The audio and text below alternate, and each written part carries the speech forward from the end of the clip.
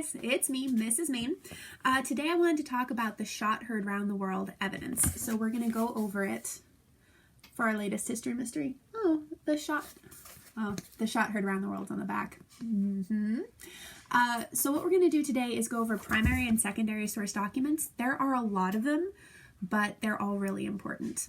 After you're done watching this video, I'm going to ask you to do a survey just on a Google form survey.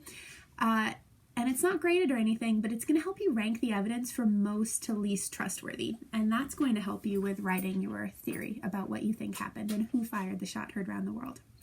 So let's get started. First, I'm going to talk about document A and document B together because they kind of go together.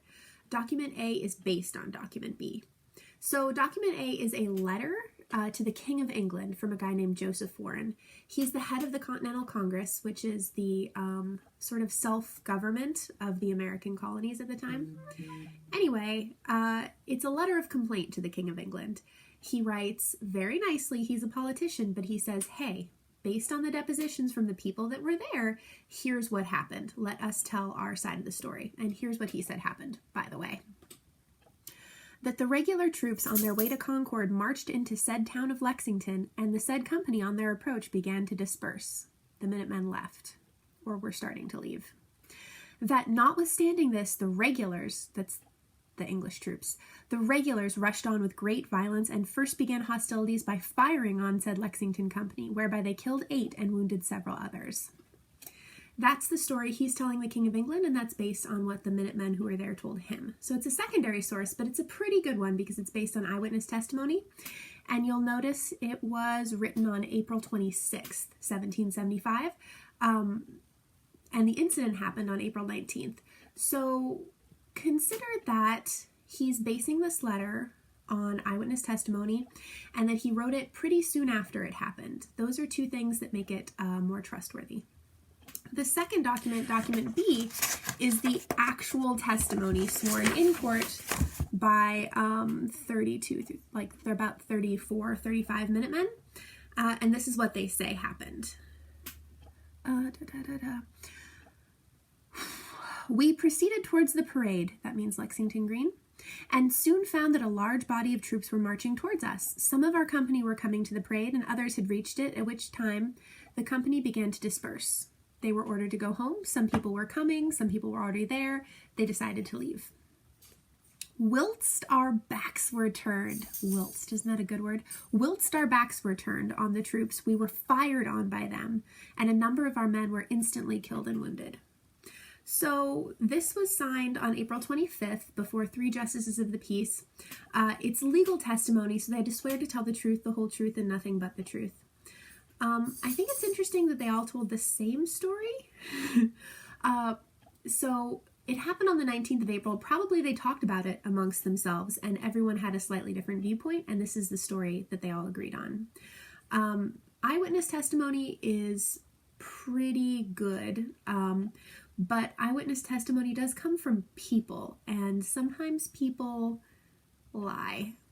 Sometimes also people don't lie intentionally, but if I were these Minutemen, I'd be pretty upset about what happened, and so I might tell a story that didn't give the British the benefit of the doubt. Anyway, that's the first 2 pieces of evidence. This document B is primary source, by the way. All right, document C is a weird one. You'll notice, first of all, there's a little black line. That's what we call a redaction. I redacted a word that was not very nice.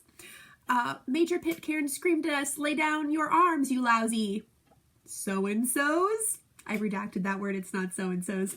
So that's kind of fun. This is not a primary source. It's a secondary source. In fact, it's fiction. It's an excerpt from the novel called April Morning by Howard Fast. It was published in 1961, so a long time after this happened, and it is fiction. It's an author imagining what might have happened. It's historical fiction, so he's basing it on primary and secondary source documents, but it's really his imagination. I included this for a couple of reasons. One, I think it's really interesting what he comes up with, and 2, I think it's really good for you to see a variety of sources.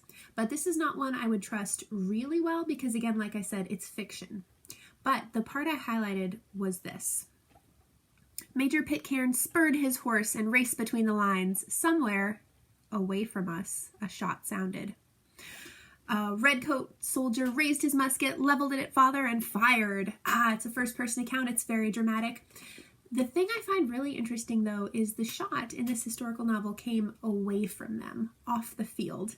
This is a really interesting theory we're going to explore, that it wasn't the Redcoats, and it wasn't the Minutemen, but it was some shot that was fired at the wrong time somewhere else. And with both sets of soldiers really tense and armed and ready for the other one to sort of make the first move, when they heard that gunshot, even from far away, they thought it came from the other side. So that's document C. Okay, document D is another primary source. It comes from an eyewitness who was there, and he wrote about what happened on April 19th, 1775 in his diary, which makes it really reliable. First, he was there, and he wrote down what he thought happened as soon as it happened, the same day.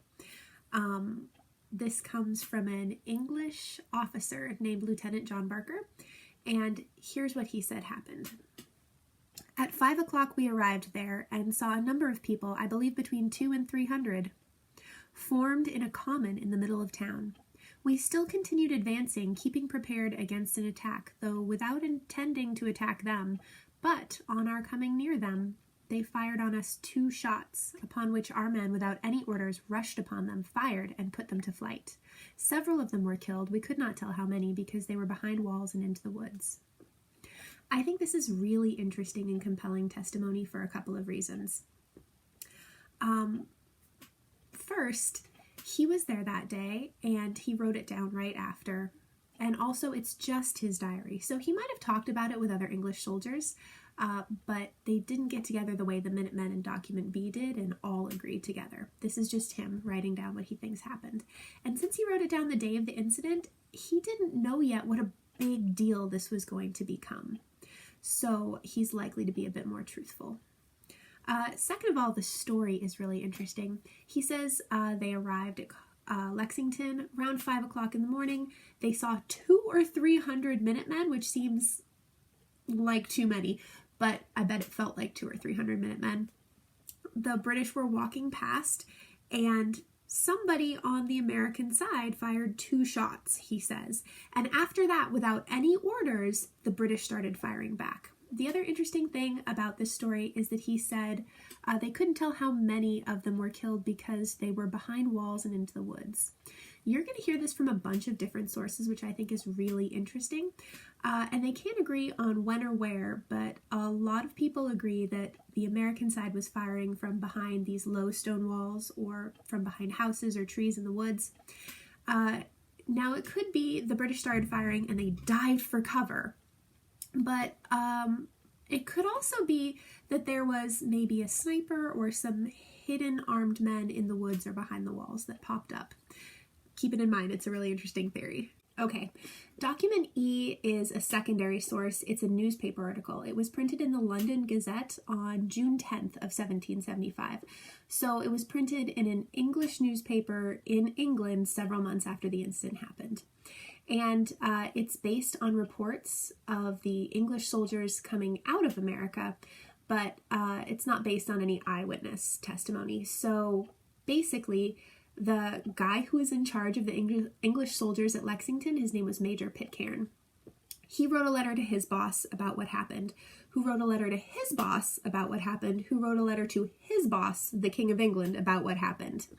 And when there's an incident at work where you mess up, when you're telling your boss about it, you want to paint yourself and your actions in the best light possible. So I wouldn't place a lot of trust in this because it was published several months afterward, and it was based on testimony that wasn't from an eyewitness exactly, and also they might have changed the facts a little bit to make themselves look a little bit better. So let me read to you a little bit from what they said happened. In order to secure 2 bridges on different roads beyond Concord, who, upon their arrival at Lexington, found a body of the country people, they mean Minutemen, under arms on a green close to the road, and upon the king's troops marching upon the something. There's a little tear there in the original document, so we can't read the word. In order to inquire the reason of their being so assembled, they went off in great confusion. And several guns were fired upon the king's troops from behind a stone wall, and also from the meeting house and other houses, by which one man was wounded. And Major Pitcairn's horse was shot in 2 places.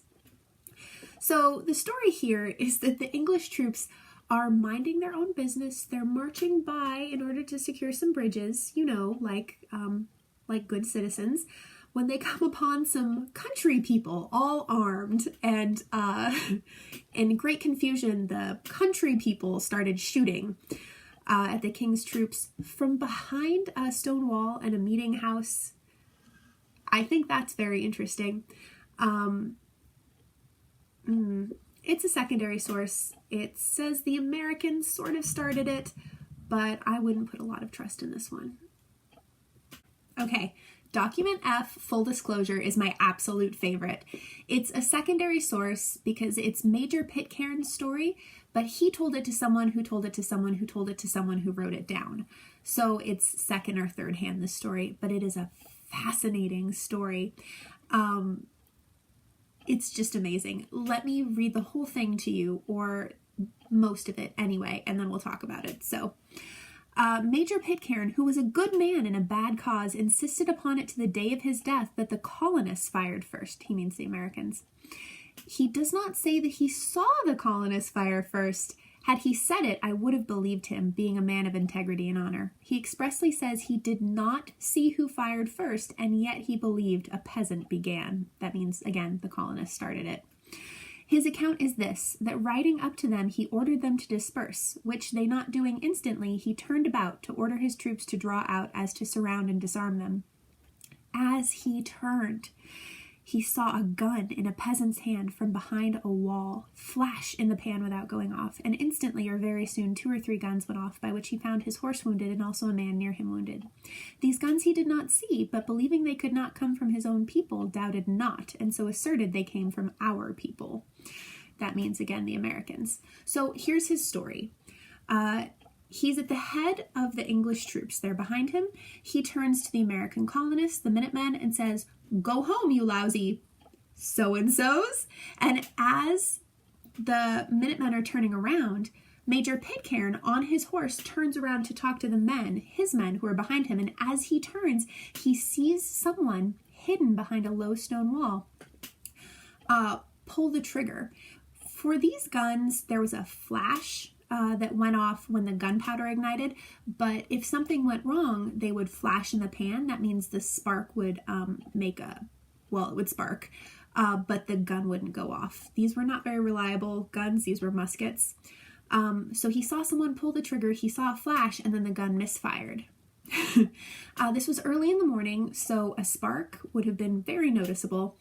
And it's really interesting that he blames the Americans, but not the Americans on the field.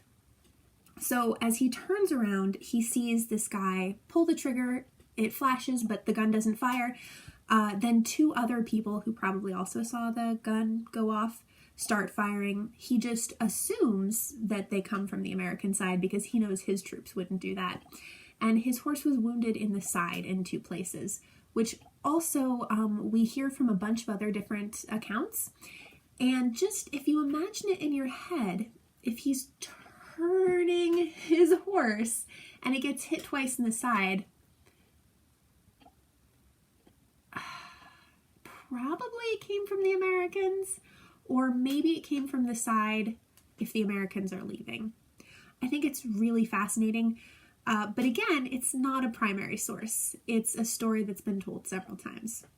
So we shouldn't put too much trust in it, but it is fascinating. My absolute favorite.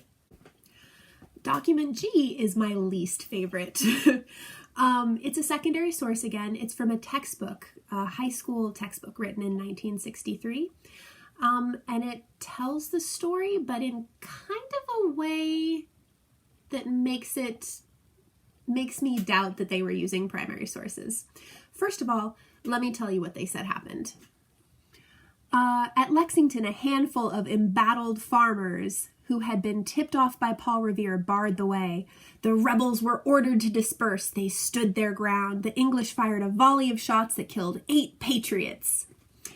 They're not wrong, but they get some of the details wrong. For example, the Minutemen themselves in their testimony said we were ordered to leave, and so we were turning around to leave. They didn't stand their ground.